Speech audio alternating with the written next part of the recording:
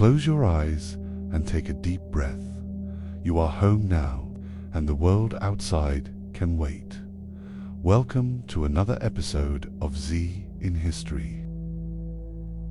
A respected general married the woman he loved, but the man he trusted most could not stand to see him happy. He began poisoning his mind with whispers that would destroy everything. This is the story of Othello, a good man who let jealousy take root in his heart.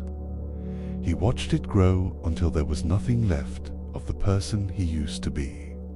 The canals of Venice are quiet, and the ships are docked for the night. Settle in and let the tragedy unfold. Chapter 1. The Secret Marriage. Othello married Desdemona in secret, and the news hit Venice like a stone thrown into still water. He was a Moor, a general of African descent who had risen through the ranks of the Venetian army through skill and courage and the kind of leadership that made men want to follow him into dangerous places.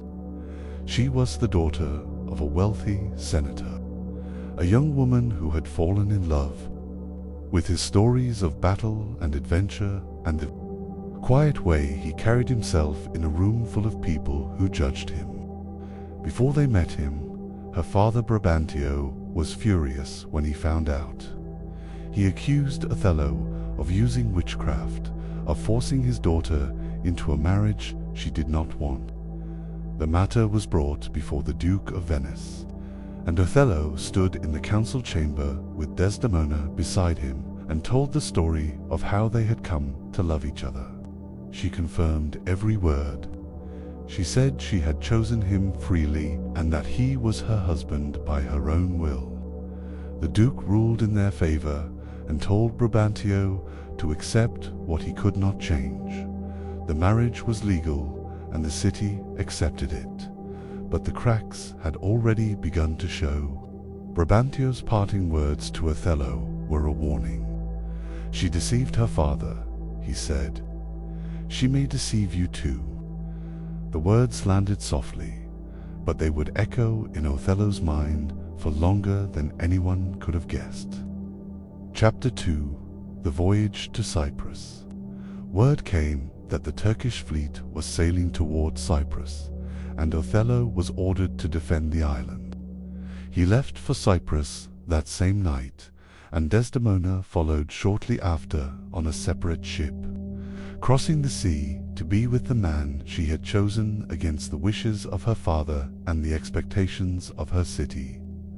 The voyage was rough and the winds were unpredictable, but she arrived safely. And when Othello saw her step off the ship, he took her hand and said that the joy of seeing her was worth every storm the sea could throw at them. The Turkish fleet was destroyed by a storm before it could reach Cyprus. The war was over before it had begun. The soldiers celebrated in the streets and the island was safe, and Othello ordered a night of feasting to mark the occasion. He was happy. Desdemona was happy. The future looked bright and open and full of promise, but Iago was watching from the shadows. Iago was Othello's ensign, a man who had been passed over for promotion in favor of Cassio, a younger officer with less experience but more charm. Iago carried the resentment like a stone in his pocket, and he had been waiting for the right moment to use it. The celebration in Cyprus gave him everything he needed: a crowded room, wine flowing freely, and a general who trusted him completely. Chapter 3. The Seeds of Doubt. Iago did not start with accusations. He started with questions. Small ones, innocent ones. He watched Cassio speak to Desdemona and mentioned to Othello that Cassio seemed to know her rather well. He wondered aloud whether Cassio had been helping with the courtship before the marriage. He shrugged.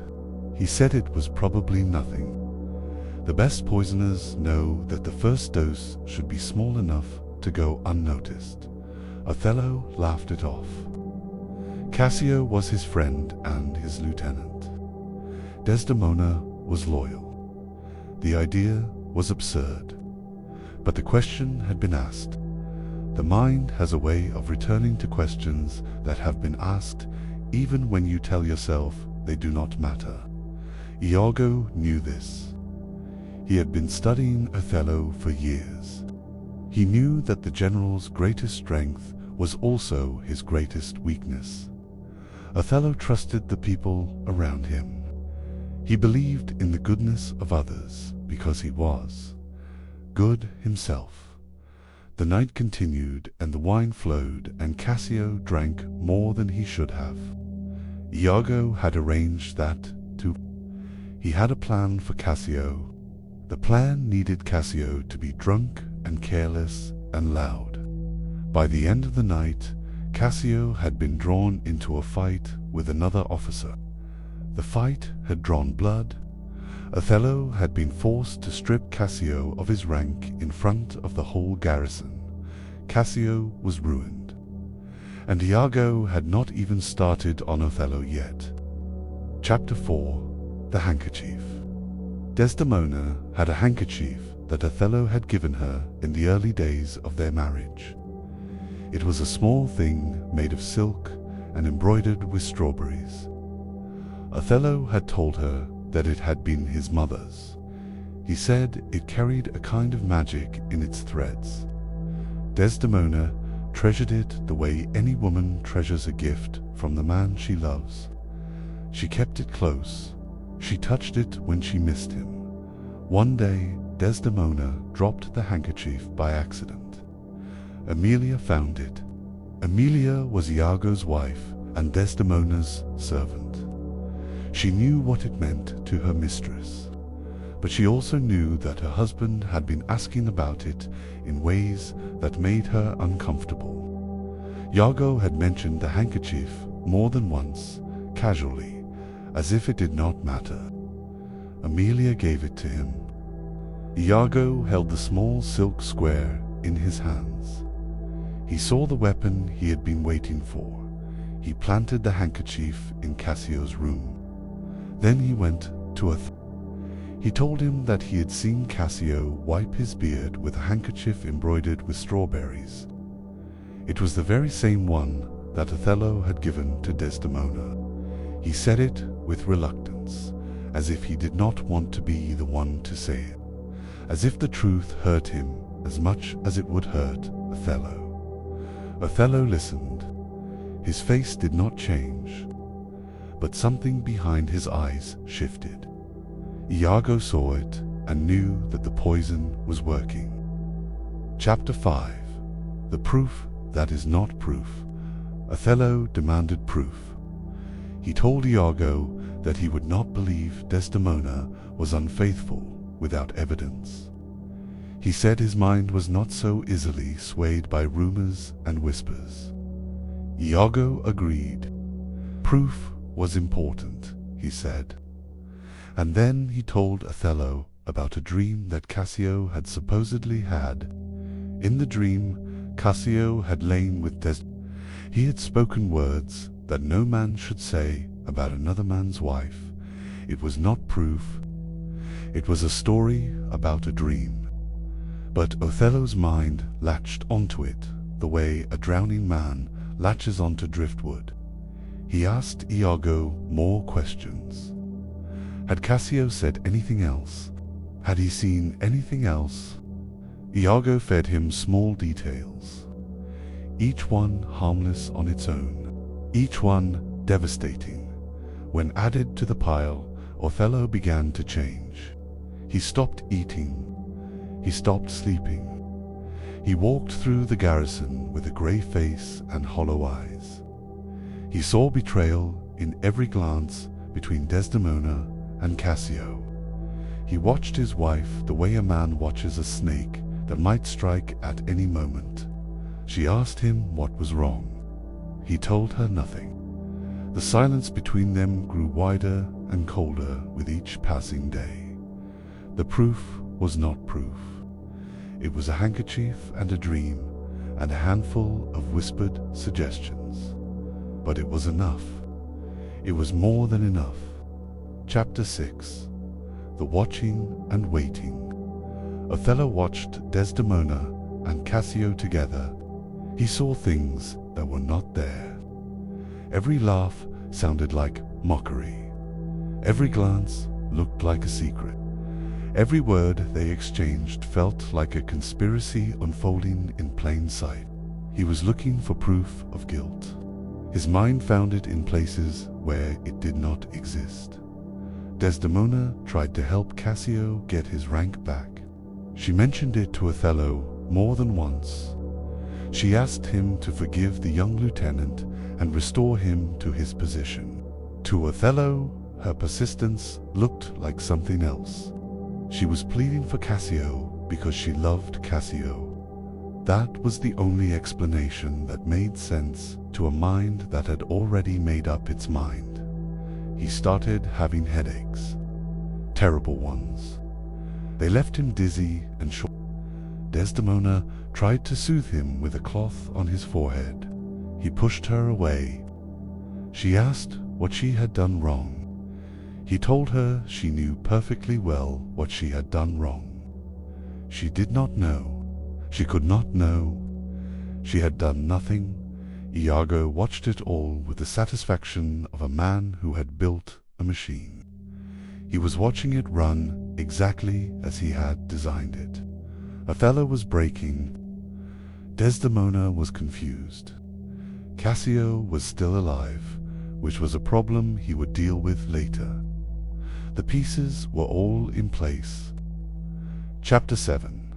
The Vow of Revenge. Othello broke completely one night in his chamber. He demanded that Iago bring him proof of Desdemona's guilt. If not, he would not be held responsible for what he might do. Iago told him that he had heard Cassio speak Desdemona's name in his sleep.